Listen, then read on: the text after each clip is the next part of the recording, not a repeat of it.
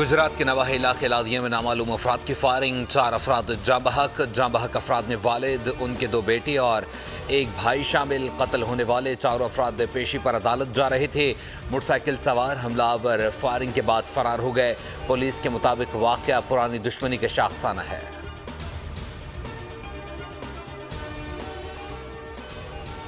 امیر جماعت اسلامی کا دھرنا ختم نہ کرنے کا اعلان، کہا دھرنا 1 ماہ بھی چلے تو تیار ہیں۔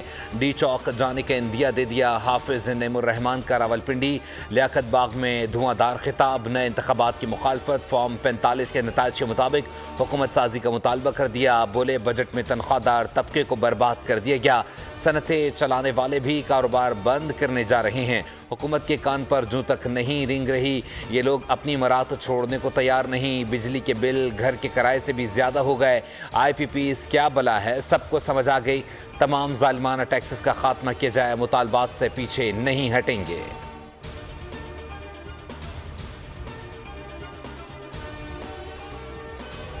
اسلام آباد میں جماعت اسلامی کے احتجاج کے دوران گرفتار تمام کارکنان کو رہا کر دیا گیا۔ مظاہرین کو تھانہ سیکریٹریٹ منتقل کیا گیا تھا۔ وفاقی وزیر داخلہ محسن نقوی نے جماعت اسلامی کے گرفتار کارکنوں کو فوری رہا کرنے کا حکم دیا تھا۔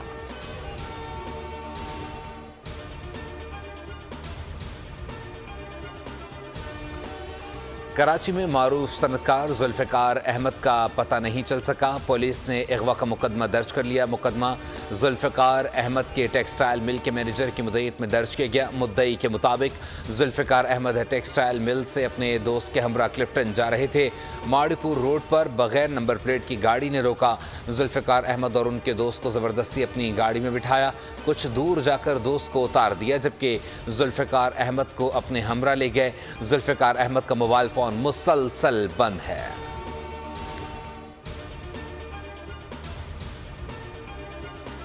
لاڑکانہ کی تحصیل لٹو ڈیروں میں نامعلوم ملزمان نے گھر میں گھس کر 3 بچے قتل کر دیے۔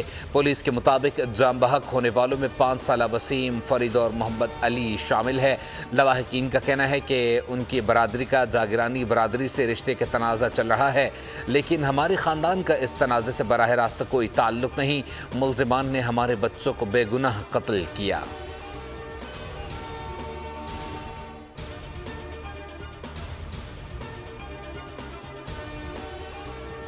کراچی میں 29 جولائی سے گرج چمک کے ساتھ موسلادھار بارشوں کا امکان، بادل برسنے کا سلسلہ 31 جولائی تک جاری رہے گا۔ مانسون ہواؤں کا سلسلہ بھارتی گجرات پر موجود۔ محکمہ موسمیات کے مطابق 3 اگست کے بعد ایک اور سسٹم شہر میں انٹری دے گا۔ کل سے 31 جولائی کے دوران ملک میں مانسون کا نیا اسپیل برسنے کو تیار۔ خیبر پختونخوا، مری، گلیات، گلگت بلتستان اور کشمیر میں موسلادھار بارشوں کی پیشگوئی۔ سیلابی صورتحال کا خدشہ، ندی نالوں میں طغیانی، لینڈ سلائیڈنگ کا بھی خطرہ، NDMA کا الرٹ جاری۔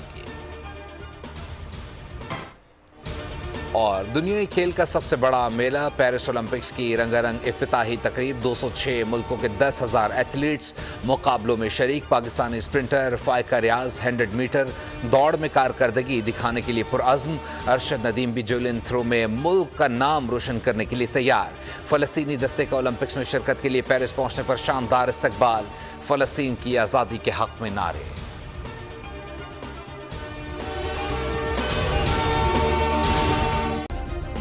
سبسکرائب کریں اور بیل دبائیں تاکہ کوئی خبر رہ نہ جائے۔